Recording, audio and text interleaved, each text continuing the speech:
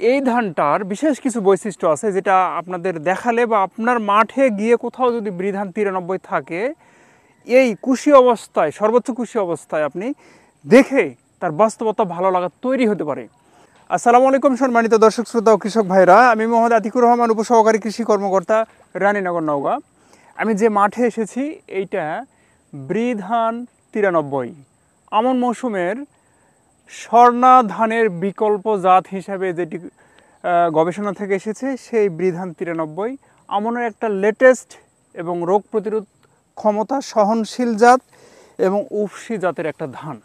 এই ধানটা কম্পেয়ার করে দেখানোর জন্য আমি আপনাদের মূলত মাঠে চিত্রগুলো দেখাচ্ছি। আবার কৃষক ভাইও আছে এখানে। এটার পাশাপাশি আমার স্বর্ণা ধানের স্থানীয় যেটা স্বর্ণা বা স্বর্ণা 5 বলা হয় সেটা রোপণ করা হয়েছে এবং এইটা রোপণ করা হয়েছে।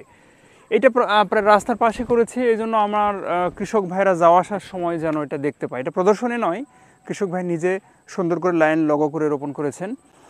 এই ধানটার বিশেষ কিছু বৈশিষ্ট্য আছে যেটা আপনাদের দেখালে বা আপনার মাঠে গিয়ে কোথাও যদি বৃধান 93 থাকে, এই কুশি অবস্থায়, সর্বোচ্চ কুশি অবস্থায় আপনি দেখে তার বাস্তবতা ভালো লাগা তৈরি হতে পারে। তো এই ধানটা আমার কৃষক ভাই রোপণ করেছেন 25 দিন বয়সের চারা। রোপণ করে আজকে 4 সপ্তাহ হইল।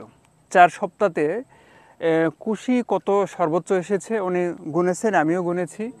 এবং পাশে আমার স্বর্ণা ধান আছে যেটা এটার 5 দিন পর রোপণ করা হয়েছে। 5 দিন পরে রোপণ করা হয়েছে, অর্থাৎ এটা 28 দিন হইল, আর ওইটা হচ্ছে 23 দিন।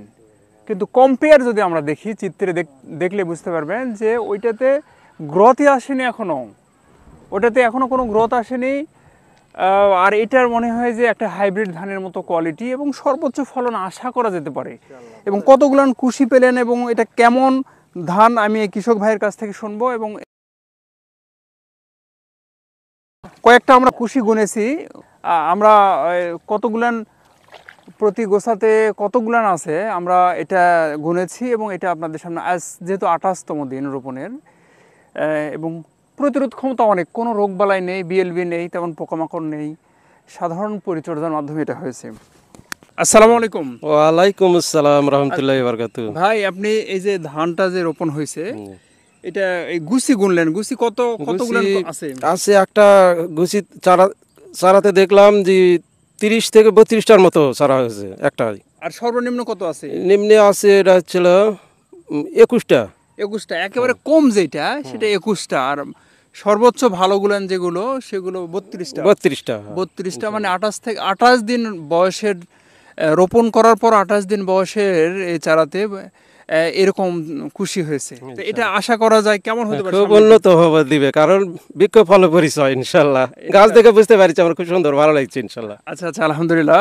আমার এই ভাই কিন্তু অনেক একজন আধুনিক কৃষক এবং সুন্দর করে ধান রোপণ করেন।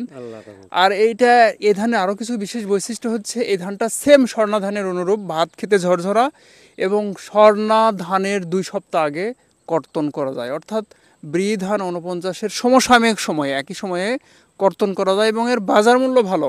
ভাত খেতে ঝরঝরা এবং মাঝারি মোটা। এবং এই ধানটি যদি আমরা স্বর্ণা ধানের বিকল্প হিসেবে রোপণ করি মাঠে, স্বর্ণাকে আউট করে দিয়ে, তাহলে এই ধানটার বিশেষ কিছু লাভ হবে কি, আমরা কারেন্ট পোকা বা বাদামি গাছ ফড়িং আক্রমণ কম হবে, কারণ 2 সপ্তাহ আগে উঠে আসবে। এই ধানটি কর্তন করে আমরা অনায়াসে রবি শস্য চাষ করতে পারবো। অর্থাৎ সরিষা, গম, ভুট্টা, আলু চাষ করে আমরা পরবর্তীতে আবার বড় মৌসুমে যেতে পারবো।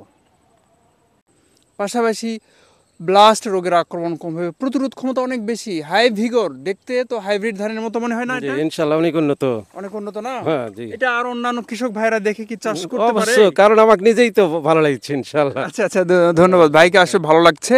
আমরা এই ধানটি আগামীতে আরও সম্প্রসারণ করব বলে আশা করছি এবং কৃষক ভাইদেরকেও দৃষ্টি আকর্ষণ করছি, যারা এই বৃধান 93 দেখেন নাই, তারা মাঠে গিয়ে সচক্ষে ধানটি দেখে আসলে আমার মনে হয় ভালো লাগার মতো হইতে পারে।